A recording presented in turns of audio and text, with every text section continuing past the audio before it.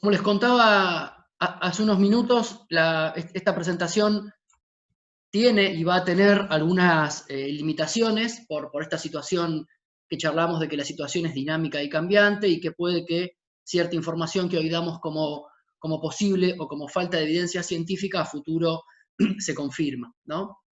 Y lo que hoy se desestima puede que en un futuro no lo sea. Para los que no están familiarizados, como vamos a hablar de coronavirus, y el coronavirus es un virus, me parece importante definir qué es un virus, y tenemos que tener en cuenta que es un agente infeccioso de estructura muy simple y muy compleja a la vez, ¿no? Muy simple porque está formado por un ácido nucleico, que puede ser ADN o ARN, y una envoltura proteica que lo protege. Ahí después entramos en evaluación, que existen virus envueltos, virus desnudos, ¿sí? Los envueltos son los que presentan por fuera, además del ácido nucleico y de esta estructura que yo les contaba, otra estructura lipídica donde se insertan glicoproteínas, y el SARS-CoV-2 o el coronavirus es un ejemplo de este tipo de virus, ¿no?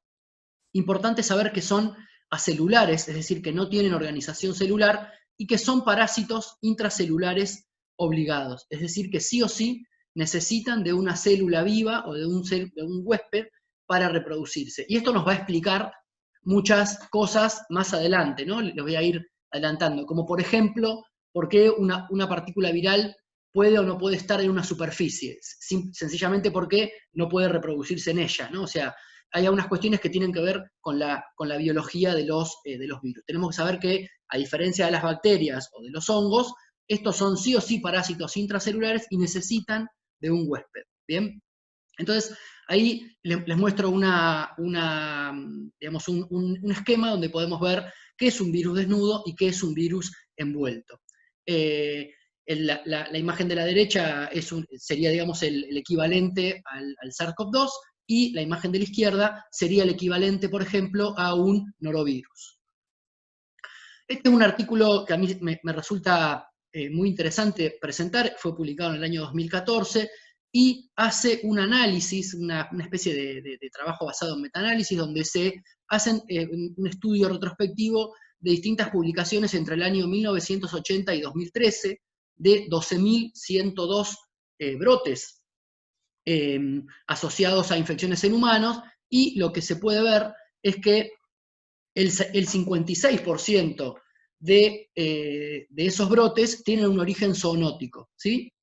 Mientras que el 40% tiene un origen de agente causal, los virus. Con lo cual, digamos, el impacto que tienen los virus sobre la salud humana, la verdad es que es muy, muy importante y es algo histórico, ¿no? Ese trabajo habla de que la aparición a menudo está impulsada por cambios ecológicos, especialmente en la forma en la que las poblaciones humanas interactúan con los reservorios animales. La verdad es que esta cuestión de cultura, si quieren, por llamarlo de alguna manera, del hombre para con los animales, puede ser una de las explicaciones de por qué esta cantidad de brotes de origen zoonótico, ¿no? Tenemos casos donde nosotros mismos, por ahí antes íbamos al zoológico o a las granjas educativas y tenemos esta costumbre de acercarnos, digamos, a los animales y tocarnos y darles besos y demás, acariciarlos. También, por supuesto, el tema de que el hombre ha avanzado sobre el terreno donde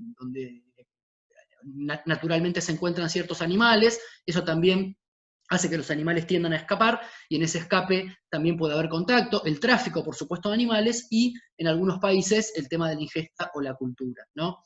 Uno de los casos más, digamos, que seguramente todos recordamos, fue el evento, digamos, del HIV. Hay reportes, hay un trabajo publicado en el año 2014 en la revista Science, donde habla de un poco cuál fue el origen del brote del VIH, y lo sitúa en una ciudad llamada Kinshasa en el año 1920, cuando el hombre empieza a instalar los ferrocarriles en esta ciudad, en el Congo. Entonces digamos, los monos empiezan a huir del hombre, y el hombre empieza a tener contacto con los monos, y no se sabe bien si fue por ingesta o por matanza y contacto con la sangre, o una cuestión de contacto. Está, digamos, reportado el primer caso de VIH. Pero bueno, ¿qué es lo que nos lleva a a esta situación mundial de pandemia, ¿no? Ya hemos escuchado en muchos seminarios que el origen de esta pandemia habría tenido lugar en un principio en el mercado de mariscos de Wuhan, esto es en la provincia de Hubei, en China, en el mes de diciembre del 2019, donde el agente causal es llamado nuevo coronavirus, específicamente SARS-CoV-2, ese es el nombre del virus, que la enfermedad que causa este virus es conocida como COVID-19.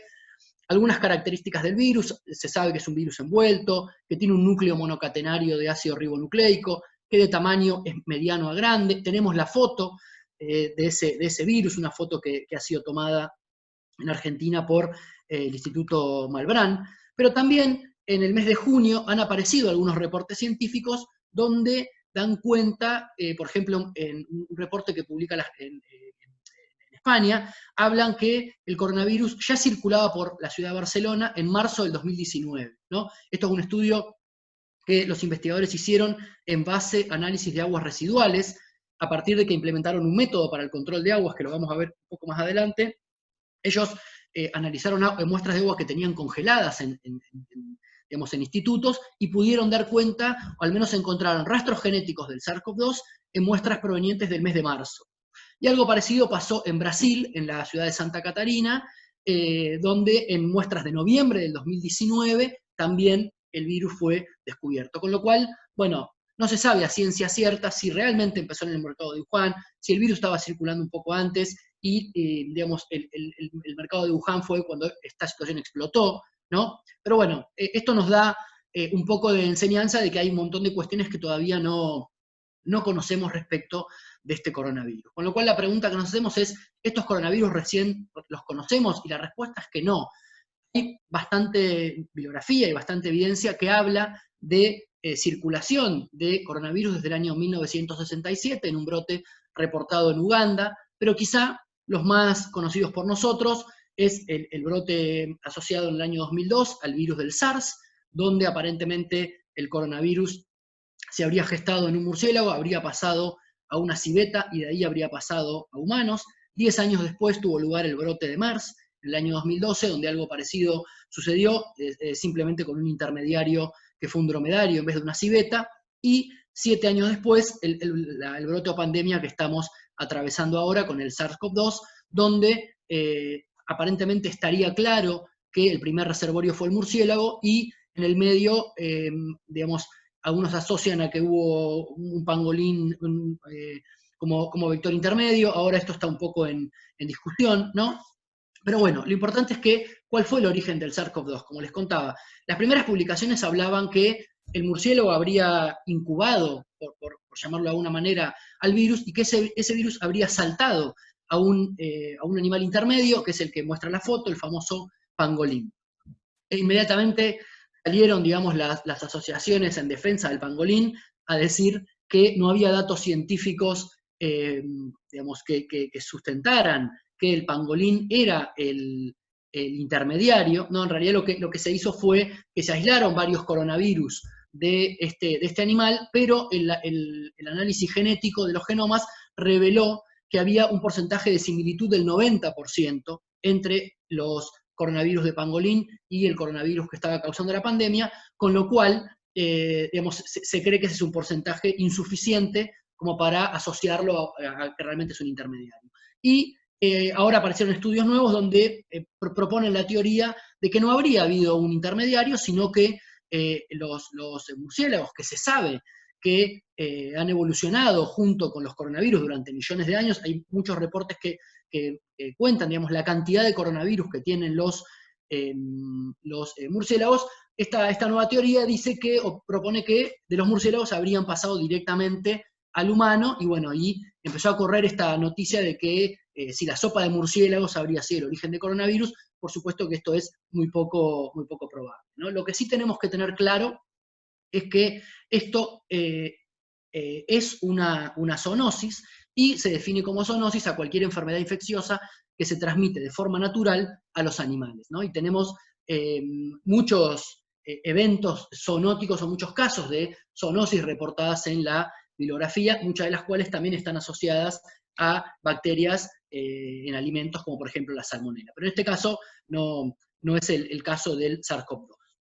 Estos son algunos reportes que me parece interesantes siempre comentarlos, donde habla que los mercados estos chinos, o el mercado de Wuhan, aparentemente había todo tipo y clase de comercio y contacto con animales, ¿no? La foto de arriba a la derecha muestra el menú de uno de los restaurantes de ahí del mercado. Y los reportes en el diario, fíjense, dan cuenta que la cantidad y variedad de los animales, en algunos casos era mayor que la del Arca de Noé, esto la verdad me causó mucha gracia, y en el mercado donde se propagó el virus había venta de animales vivos, por ejemplo, cocodrilos, puercoespines y perros. Quizá a nosotros nos pueda parecer, digamos, raro, pero hay que tener en cuenta que esto es una cuestión cultural y hay que entender esto como tal, ¿no? Entonces, ¿qué sabemos de cómo se transmite hasta hoy el SARS-CoV-2? Sabemos que existe la transmisión animal a humano, porque se cree que esto salió de, como les contaba recién, de un murciélago o de un pangolín, o de por ahí viene, y por contacto directo con animales infectados o sus secreciones. Pero acá hay que tener en cuenta de que no todos los animales pueden contagiar, y esto lo voy a ir comentando más adelante. Hay estudios donde dan cuenta que, por ejemplo, el ganado vacuno, el ganado ovino, los cerdos y demás, digamos, ni siquiera pueden ser reservorios y ni siquiera pueden enfermar con el SARS-CoV-2. Con lo cual uno puede pensar, bueno, pero si hay una transmisión animal a humano, entonces cualquier animal me puede contagiar. La respuesta es que no. Hay alguna evidencia de que inclusive es al revés, que hay personas que pueden contagiar a las mascotas. Hay casos, por ejemplo, de gatos y de perros, pero no es que tenemos que tener miedo de que un animal nos puede contagiar, ¿sí? La transmisión humano-humano, esto es lo que mejor está descrito, sabemos que es un virus respiratorio, de transmisión aérea, la transmisión es por secreción de persona a persona, de persona infectada a persona sana, a través de, en principio se hablaba de gotas respiratorias, estas famosas gotas pesadas, livianas, y después se introdujo el concepto de nubes de gas turbulenta. Esto se sabe que una persona cuando tose o estornuda, expulsa partículas de todo tamaño, algunas en forma de gotas y otras en forma de gas. Y ahí es un poco donde está en discusión de, bueno, qué distancia podría alcanzar esta nube de gas turbulenta y en base a eso cuánto, digamos, es la probabilidad de contagio, ¿no? Es sumamente importante, y esto lo estamos viviendo actualmente, el rol de las personas asintomáticas.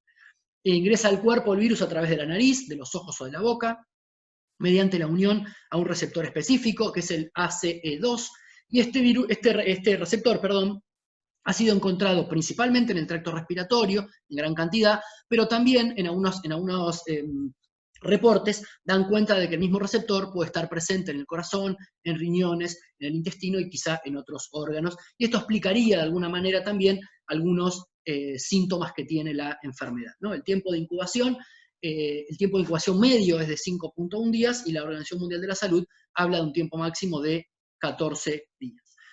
Hace poco se publicó un artículo y la Organización Mundial de la Salud salió a respaldar o a reconocer el rol de la posible transmisión aérea del SARS-CoV-2 en ambientes, y acá quiero ser un poco claro, en ambientes cerrados, ¿sí? El 6 de julio de este año se publicó un artículo, es un artículo o carta, digamos, firmada por 239 investigadores a nivel mundial, donde de alguna manera dan soporte de que habría que estudiar un poco más o adjudicarle un poco más el rol de la transmisión aérea, ¿sí?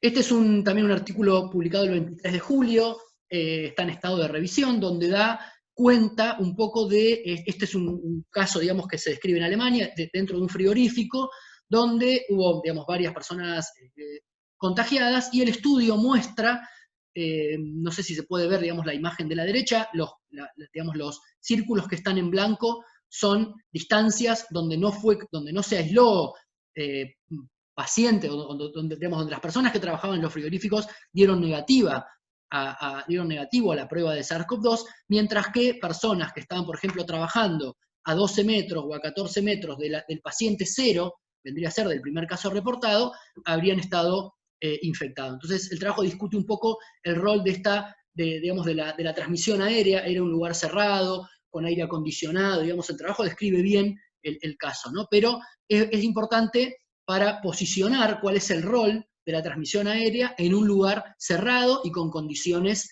óptimas, ¿no?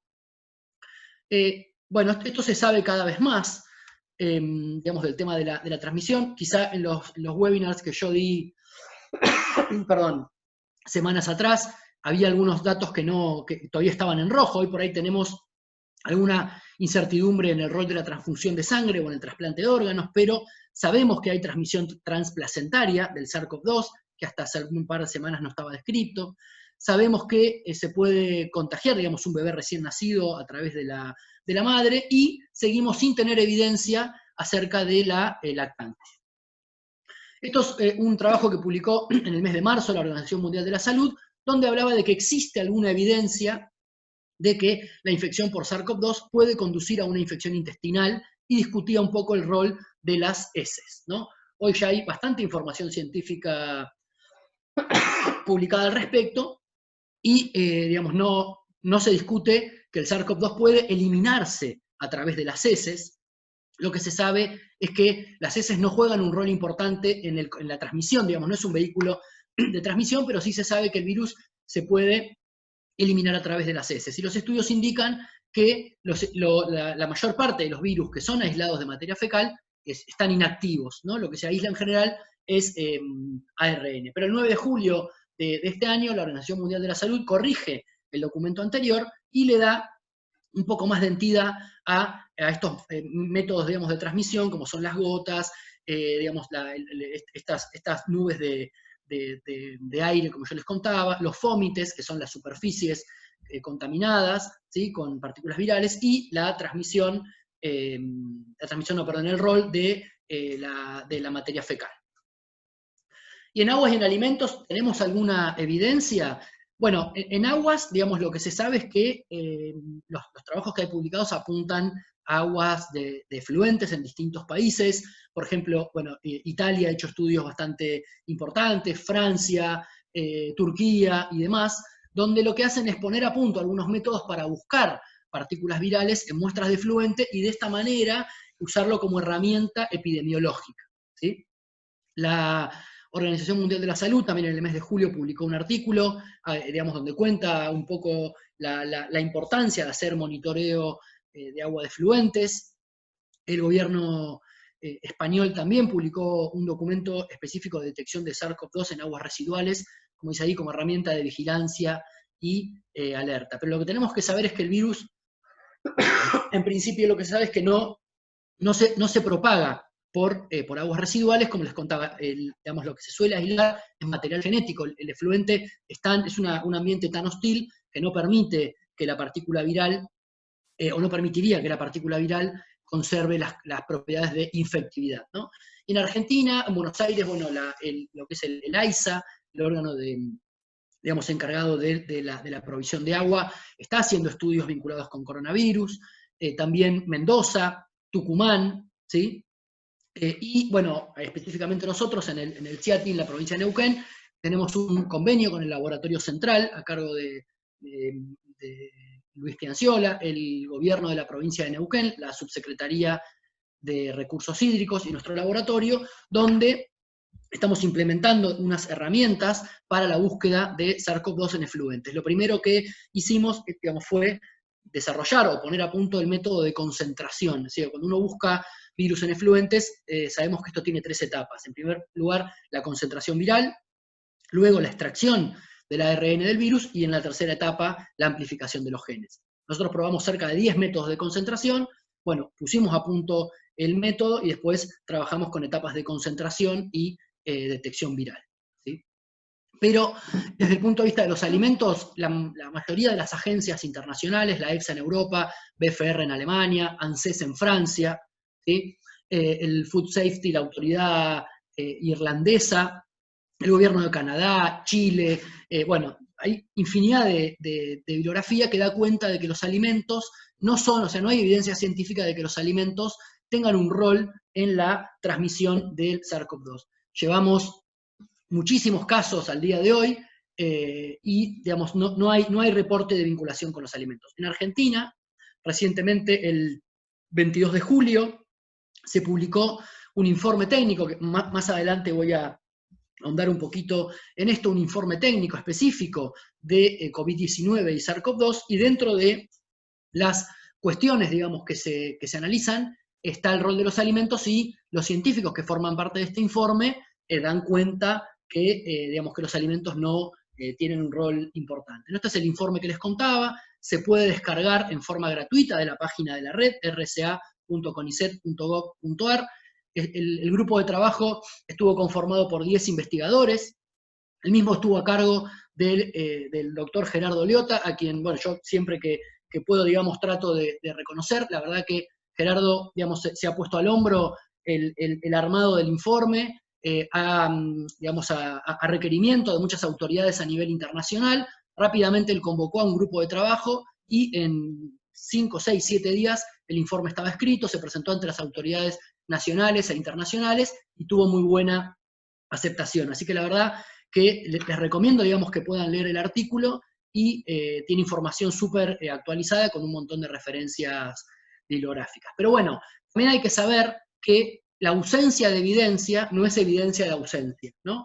Esto tenemos que tener en cuenta que tenemos que decir que hasta hoy no hay evidencia y que esta situación puede cambiar. Como por ejemplo, cambió la definición de caso. Sabemos que es dinámica y si quizá en el webinar anterior digamos, la definición de caso que yo voy a dar hoy no es la misma que di antes, ¿no? Entonces, no voy a entrar en detalle, simplemente ahí abajo tienen la página web, digamos, para consultar. Sepan que la última actualización es de agosto, del 1 de agosto del 2020, donde se incluye, de alguna manera, digamos, el síndrome inflamatorio multisistémico y las cuestiones de diarrea asociada a otros síntomas como definición de caso, ¿no?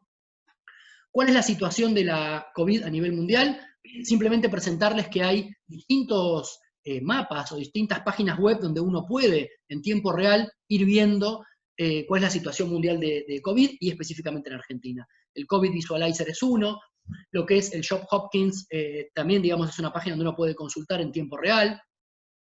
El Ministerio de Salud de Argentina tiene la sala de situación, donde todos los días se van cargando la cantidad de provincias afectadas, casos notificados, las personas recuperadas, fallecidas y demás.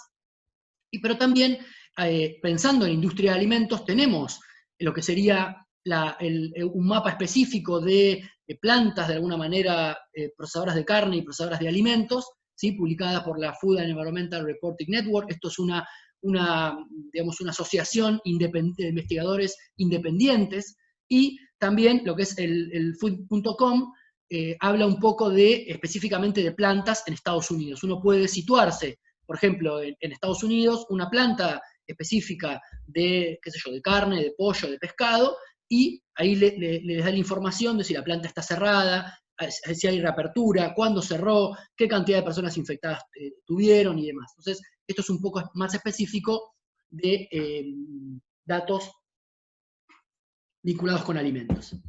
¿Cuál es la resistencia térmica del virus? La verdad que se sabe que es un virus que es dentro de todo bastante lábil. Digamos, la temperatura normal o aplicada en un proceso de cocción a nivel hogareño, si quieren, digamos, es suficiente para eliminar al virus.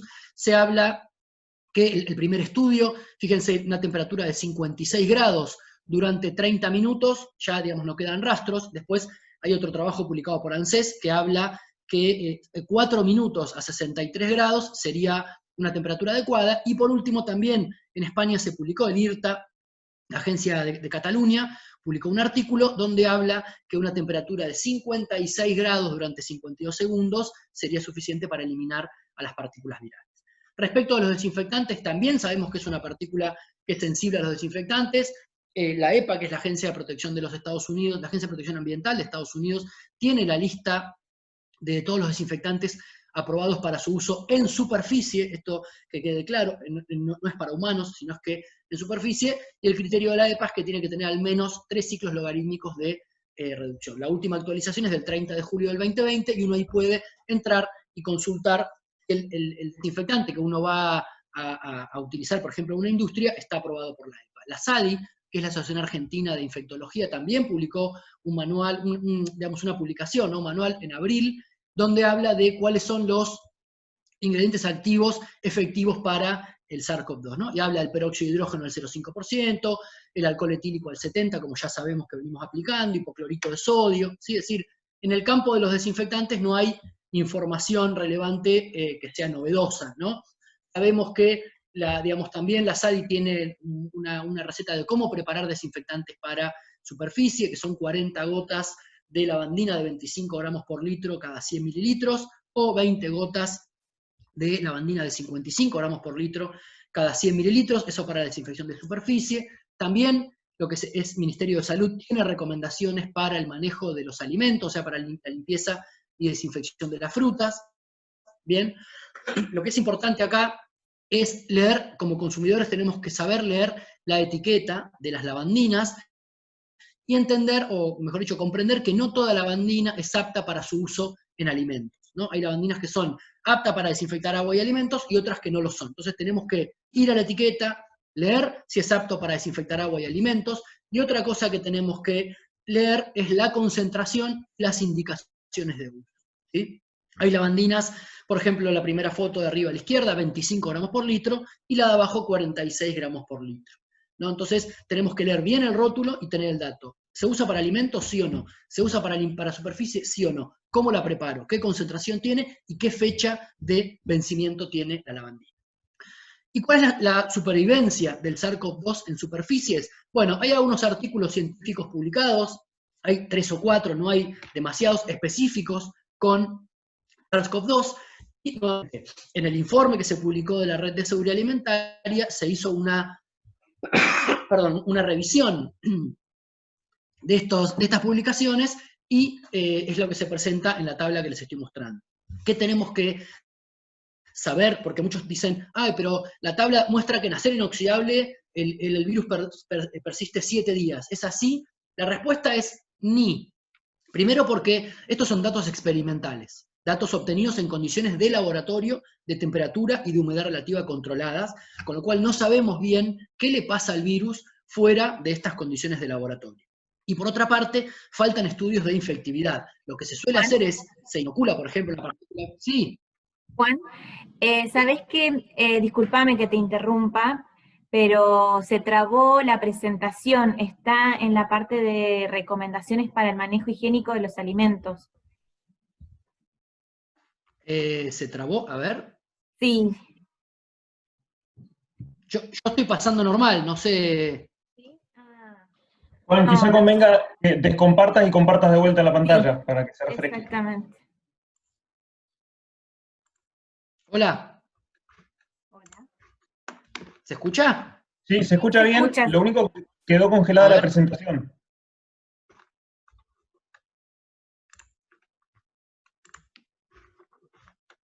no me deja compartir.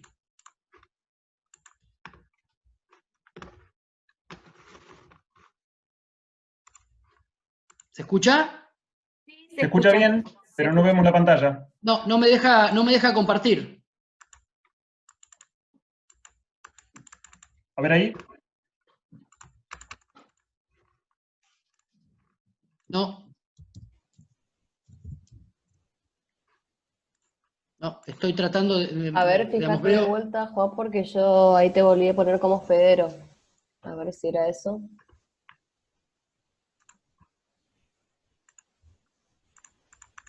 No, ni siquiera puedo habilitar la cámara, nada. A ver. ¿Se me ocurre salir y entrar rápido de nuevo? ¿Qué les parece? Ah, bueno, dale. Dale. Sí, probá, puede ser.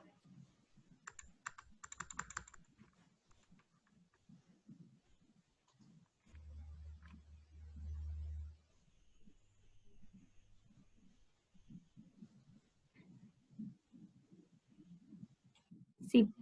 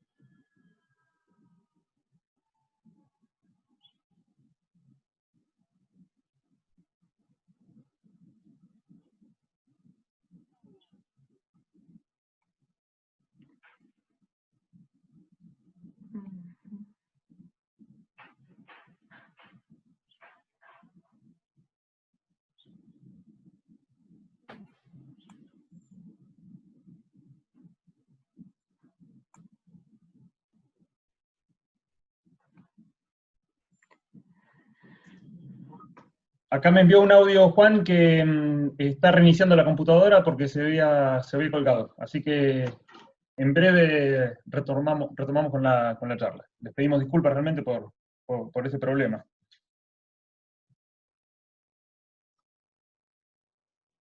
Gracias, Alejandro.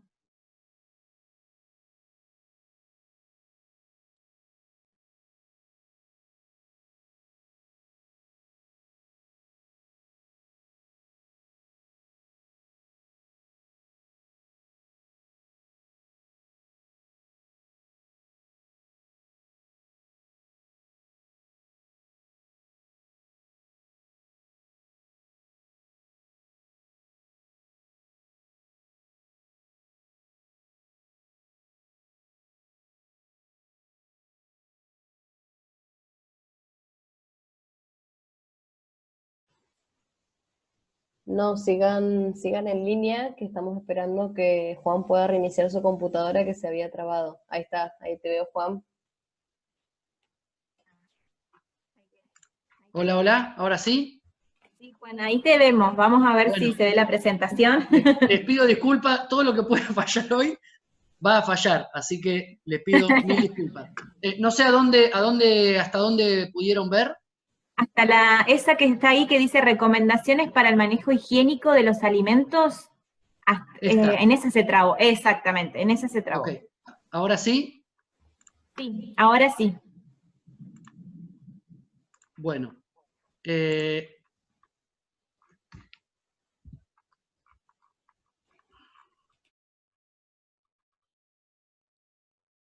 Me dijiste que era en esta, ¿no? Bien. Entonces, lo que les contaba es que, digamos, como consumidores tenemos que aprender a hacer una buena lectura de las etiquetas, sobre todo el producto de lavandina, y ver si está el rótulo de apto para desinfección de agua y alimentos, y ver el tema de la concentración, ¿no? Como les contaba, puede ser 25 gramos por litro, 46 gramos por litro, 50 gramos por litro, 35 gramos por litro. Tenemos que saber leer qué concentración tiene y qué fecha de vencimiento y qué forma de preparación.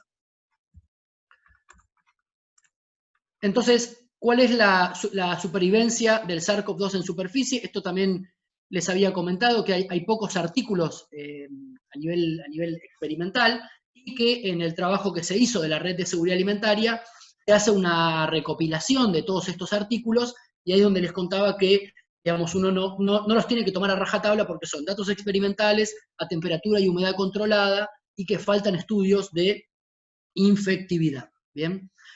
Hay una página que es bastante interesante, donde hay dos simuladores, donde uno puede calcular cuál es el tiempo de supervivencia del SARS-CoV-2 en aire, digamos, en partículas de aire, o en superficie. Eso está probado para acero inoxidable, plástico, caucho y nitrilo. Es de la Homeland Security de los Estados Unidos, donde fíjense que moviendo, por ejemplo, la imagen de la izquierda, uno puede poner los datos de temperatura y los datos de humedad relativa, y les muestra de alguna manera cuál es el tiempo de sobrevida o de muerte del virus. Lo mismo para partículas, ¿no? Y uno puede, por ejemplo, para el caso de aire, tiene que poner cuál es el índice de UV, la temperatura ambiente y la humedad relativa. Son dos simuladores que han sido desarrollados para trabajar con superficie. También en el mes de febrero la Organización Mundial de la Salud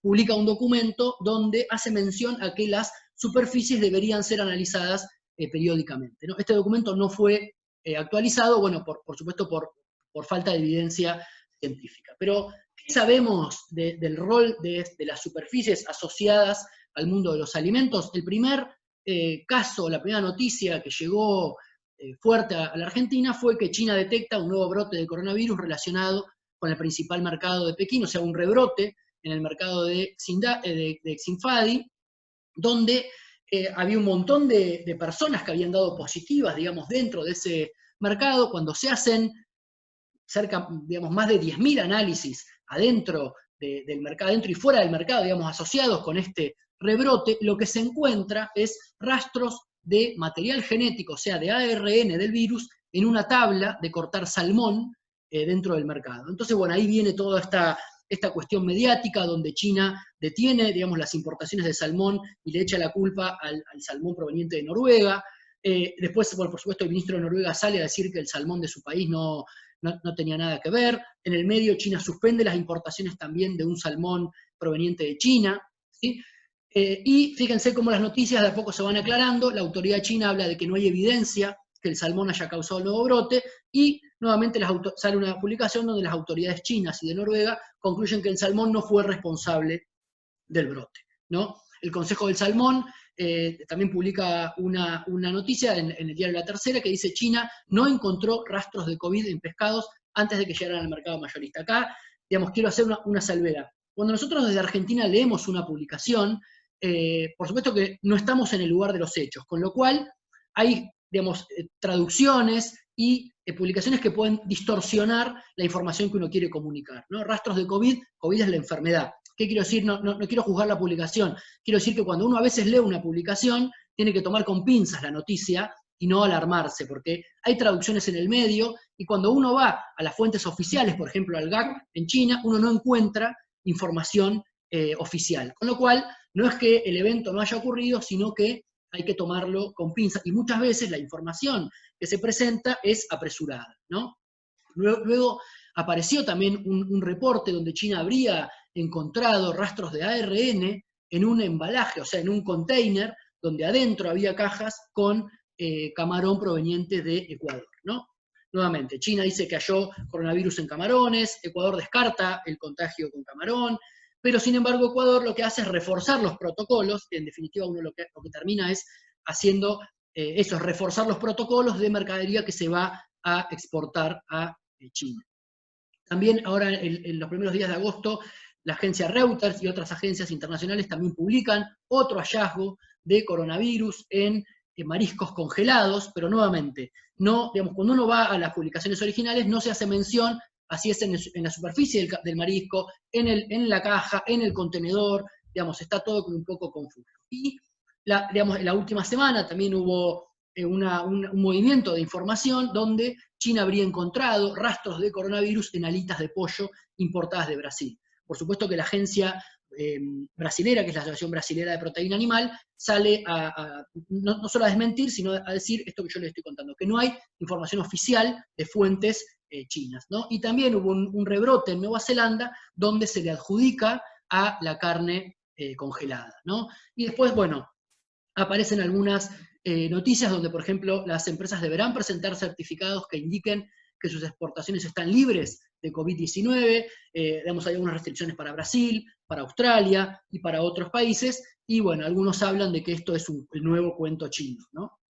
Y finalmente, digamos, uno puede hacer un análisis de cuáles son algunos países que están teniendo algunos conflictos con China, por ejemplo, Australia, Brasil, bueno, Estados Unidos y demás, y uno puede leer entre líneas que estos países son de alguna manera los que le están pidiendo explicación a China respecto de cuál fue el origen del brote en Wuhan, ¿no? Entonces, algunos hablan de que esto podría ser una especie de represalia para estos países, otros hablan de que podría ser una barrera arancelaria y demás, ¿no? Lo que es cierto es que Argentina está exportando cada vez más productos a China o a otros países, no hace falta que hablemos específicamente de China, cerezas, limones, bueno, carne, productos de frutas y vegetales, jugos, ¿no? Entonces, me ocurrió poner esta imagen de si esta semana te toca a vos, ¿no? Quiere decir que nadie está exento de que nos puedan rechazar, digamos, un cargamento de mercadería en cualquier país del mundo que se les ocurra poner, digamos, como barrera arancelaria la búsqueda de SARS-CoV-2, ¿no? ¿Cómo analizar superficies en busca de rastros de este virus? Bueno, hay varios laboratorios a nivel mundial, la mayor parte están en España y en Estados Unidos, donde tienen implementado el método de búsqueda del SARS-CoV-2 en superficies. Nosotros, desde el punto de vista de laboratorio, en CIATI, implementamos un método para buscar el virus, pero no solo desde el punto de vista de buscar el virus y ya, sino, digamos, complementarlo con una auditoría sanitaria, ¿no? Que, bueno, Darío seguramente algo les va a comentar. Esto es un protocolo un poco más complejo, donde dentro de la auditoría sanitaria, uno de los parámetros que se analiza es la presencia de rastros de coronavirus, ¿no? No voy a entrar muy en detalle del método, pero para contarles que, digamos, hoy hay como 2 especies de kits comerciales para búsqueda de SARS-CoV-2. Uno orientado a humanos y a muestras de efluentes, si quieren, porque el efluente se toma como una muestra clínica humana, y los kits destinados para análisis de superficies. Genes para buscar hay varios, muchos apuntan a la búsqueda de los genes N, otros apuntan a la búsqueda de los genes R, D, RP, y otros apuntan a la búsqueda de los genes E, que son comunes a todos los coronavirus, sería una especie de screening, ¿no? Lo que tenemos que tener en claro es que el kit para análisis de SARS-CoV-2 en humanos, en general, utilizan la RNasa P humana como un control interno de la muestra. Entonces, ese kit no es tan aplicable para muestras de superficie, porque digamos, ese control interno no nos va a dar porque no hay células humanas, a pesar de que uno buscaría una muestra de una persona que tosió o estornudó, pero son células que rápidamente se degradan. Con lo cual, los kits para análisis de SARS-CoV-2 en superficies, lo que utilizan como un control interno para tener la certeza de que la PCR funcionó, es o un plásmido con un gen del virus, o una partícula viral inactivada, o un fragmento de ARN que ha sido diseñado para tal fin, ¿sí? Nosotros en el laboratorio lo que tenemos es justamente un kit para SARS-CoV-2 con control interno específico para superficie. Y el análisis es muy similar, digamos, a lo que sería una muestra clínica. Se toma la muestra con un hisopado. Ahí nuevamente Darío les va a comentar un poco cómo es el tema del kit y de qué está compuesto y demás. Se hace la extracción y purificación del material genético. Se hace la PCR en tiempo real de transcriptasa reversa, una ART, porque recordemos que esto es un virus de ARN, entonces lo primero que se hace es transcribir el ARN a ADN, de ADN a ADN doble copia, y de ahí se hace la PCR. Se amplifica el gen RD-RP, que es específico para SARS-CoV-2, y se chequea el control interno de amplificación para descartar posibles inhibiciones. Y el análisis se informa como detectado o no detectado de ARN por X centímetros cuadrados, que es digamos, la superficie analizada. Y se puede calcular el porcentaje de recuperación, ¿no? Esto es, de alguna manera, para que vean cómo se muestran los resultados. Digamos, los resultados es una PCR en tiempo real, en formato de curva. A la izquierda está el positivo del gen RD, a la derecha el control interno, el control positivo, y abajo una muestra positiva con el control interno. Por supuesto que uno podría hacer hisopado de superficie, digamos, o sea, no hay un protocolo establecido de dónde yo tendría que tomar una muestra de superficie. La pregunta es, digamos, ¿es necesario hacer controles de superficie? En principio, por lo que venimos hablando, es un virus que es lábil y que uno tendría que hacer más hincapié en prevención, digamos, o en limpieza, que en búsqueda de superficie. Pero como les conté, hay muchos digamos, cuestiones de auditoría, o de verificaciones, o de presentación de papeles, donde de alguna manera piden este análisis de SARS-CoV-2, ¿no? Entonces, hay manuales dando vuelta donde hacen una especie de recomendación de cuáles son los sitios donde uno podría hacer análisis, que por supuesto son los de mayor concurrencia. También es verdad que hoy la mayor parte de las industrias usan elementos de protección personal, con lo cual, digamos, el tema del hallazgo de una superficie dentro de una industria de alimentos se ve reducido, pero como les contaba, son cuestiones, digamos, que van más allá de si debería hacerlo o no debería ser, ¿no? El 5 de agosto de este mes, AOAC cerró una convocatoria, digamos, para la presentación de kits asociados a superficie para obtener validaciones. Hasta hoy no hay ningún kit validado por AOAC para análisis de superficie, cuando hay un montón para humanos, ¿no? Algunas medidas, entonces, para la mitigación de la COVID-19, esto está, digamos, muy aceitado: la promoción de la salud, lavado de manos, elementos de protección personal, los hábitos de interacción, o sea, conservar el distanciamiento físico. Hay que recordar que esto es un virus de transmisión aérea, con lo cual elementos de protección personal y distanciamiento físico siguen siendo las claves. El resguardo domiciliario, bueno, en la medida que se pueda. El empleo de protocolos de trabajo y prevención a nivel industrial, esto es algo que se viene trabajando desde el minuto 1, ¿bien? Y cuando aparecen estas cuestiones, hay una publicación que habla de la historia del verdulero que contagió una fábrica. Es decir, digamos, los brotes dentro de las fábricas en general se suelen dar por no respetar alguna de estas cuestiones, por no respetar los protocolos, por no respetar el empleo de elementos de protección personal o el distanciamiento. ¿Y cuáles serían los retos de la industria alimentaria frente a este escenario? Bueno, el CNTA, que es un Centro Nacional de Tecnología y Seguridad Alimentaria, es referente en Europa, está situado en Valencia. Digamos, ellos hablan de 10 recomendaciones de seguridad alimentaria, ¿no? Pero a mí me gustaría hacer hincapié en una, que es no relajar los controles de tu análisis de peligro y puntos críticos de control. Es decir, hoy todos tenemos toda la carne o los ojos puestos en el SARS-CoV-2, entonces no hay que relajar el resto de los peligros que siguen estando presentes día a día en la industria de los alimentos. IFS y BRCGS han sacado 2 manuales, y IFS sacó una actualización en el mes de junio, digamos, de cuál es un poco el manejo de crisis dentro de esta situación de COVID, lo mismo que BRCGS, habla de esto que les contaba, de no relajar, y cómo implementar bien los análisis de peligro y puntos críticos de control en épocas de pandemia, donde, por ejemplo, tenemos menos personal, el personal está trabajando por turnos y demás, ¿no? Este es un reporte de una página de alertas que se llama Food Track,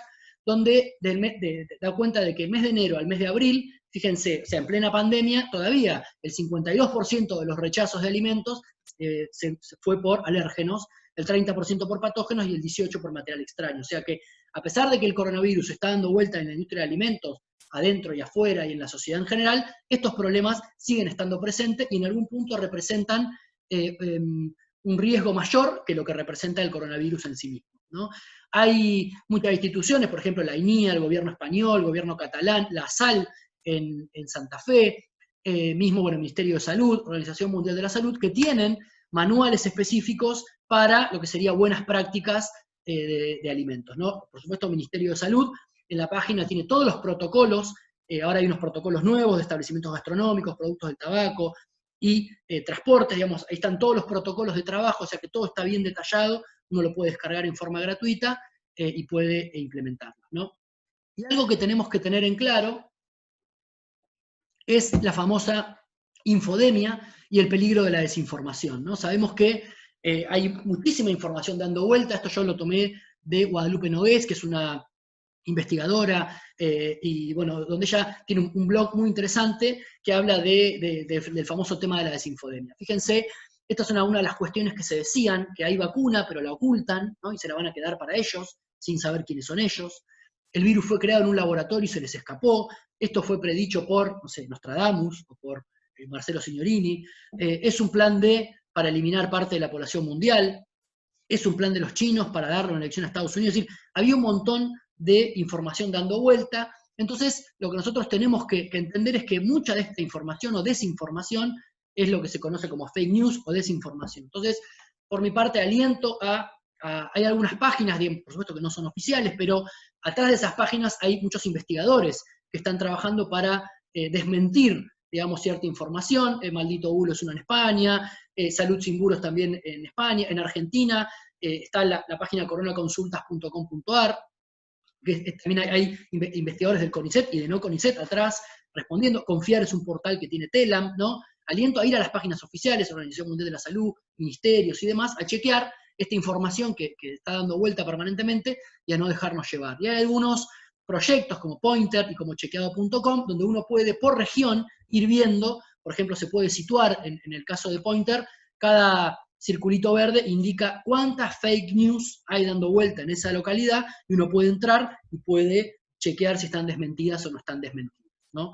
Entonces, no todo lo que circula en Internet es verdad, hay que saber tomar la información con pinzas y hacer un análisis científico del asunto. Entiendo que, por supuesto, el común de la población no puede hacer un análisis científico, con lo cual uno lo que tiene que hacer es no creer, digamos, en lo que escuchan las noticias o en lo que leen los diarios, y menos lo que uno lee en Facebook o WhatsApp, sino que de alguna manera intentar chequear esta información. Con lo cual, ¿sacamos algo positivo de esta pandemia? Yo creo que sí. Bueno, en principio hablábamos de que está disminuyendo las emisiones del gas, digamos, de gas, de lo que sería el efecto invernadero, ¿no? En Venecia parece que los canales están un poco más transparentes. Acá en Mar del Plata, digamos, los lobos marinos están agradecidos porque había cada vez menos gente.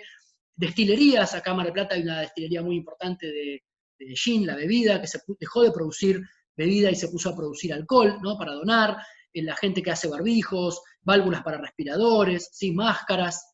Y, digamos, la verdad es que dentro de todo, quizá por el momento que Argentina está pasando desde el punto de vista científico, quizá todos ustedes están al tanto, bueno, que ahora hay un reclamo bastante importante desde el punto de vista salarial de los investigadores de CONICET, es decir, la ciencia, la verdad que en Argentina nunca ha sido apoyada como se debe hace muchos años, pero a pesar de eso, el argentino sale adelante y, por ejemplo, las buenas noticias es que el Ministerio de Ciencia y Tecnología tiene un consorcio argentino de genómica, ¿no? Y que en el mundo, esta es una noticia de lo que es el país en España, que dice Argentina tiene test propios, tratamientos con plasma, la ciencia argentina libra su propia batalla, Argentina va a fabricar la vacuna, ¿no? Tenemos varios kits, fíjense ahí están las fotos, algunos inmunológicos, otros basados en PCR, el suero hiperinmune, barbijos, es decir que la ciencia argentina de alguna manera se puso un poco a trabajar, digamos, con los recursos que tenía para dar respuesta a esta pandemia. Y otra de las buenas noticias, esto es una encuesta que hizo el CEDEF de hábitos de alimentación en plena pandemia, y esta encuesta habla que la sanitización de frutas y vegetales se realiza un 53% más que antes, o sea, antes que la pandemia, ¿no? Que la limpieza y desinfección de latas y envases un 66% más, y que más del 60% de los encuestados afirma que continuará manteniendo estas buenas prácticas luego de haber superado la pandemia. Esto es una buena noticia, que sepamos, digamos, el rol de la desinfección de frutas y verduras, de la conservación de alimentos, del lavado de manos, pero no solo para el coronavirus, digamos, hay un montón de otros peligros que van más allá del coronavirus, que con estas buenas prácticas seguramente digamos, el riesgo va a ser menor. Aliento a consultar la página de la Asociación Argentina de Microbiología, ahí están todas las divisiones, la Sociedad Argentina de Virología, SADEVAC y demás, donde se publica información actualizada. Y para finalizar, recordar que esto, digamos, esta pandemia que estamos atravesando, se trata de un problema de riesgo laboral y no de seguridad alimentaria. Esto nos tiene que quedar bien claro, ¿no? A pesar de que ahora nuevamente aparecen noticias, seguramente están todos ustedes al tanto, 8 de agosto, fines de julio, donde aparece otro virus, el Bunyavirus, que es lo nuevo que mantienen alerta las autoridades de China. En China detectan otro virus, el H1N2, con potencial pandémico, y también en Brasil habrían encontrado otro virus con potencial pandémico. Con lo cual, bueno, tenemos que estar preparados para lo que viene, ¿no? Esta es la última diapositiva, y es como una especie de homenaje, si quieren, para estos famosos héroes sin papeles, que digamos, no tienen ningún orden, pero la industria de alimentos, la industria frigorífica y otras industrias, que desde el minuto uno se ha puesto, digamos, la problemática al hombro, y nunca ha dejado de abastecer a los alimentos, digamos, a la población argentina desde el punto de vista de alimentos, por supuesto a los funcionarios de salud que están en la línea de batalla, a las fuerzas de seguridad, a los investigadores, ¿no? A todos ellos, bueno, mi reconocimiento y gracias, digamos, a ustedes por haber estado hasta esta hora. Les pido disculpas por el corte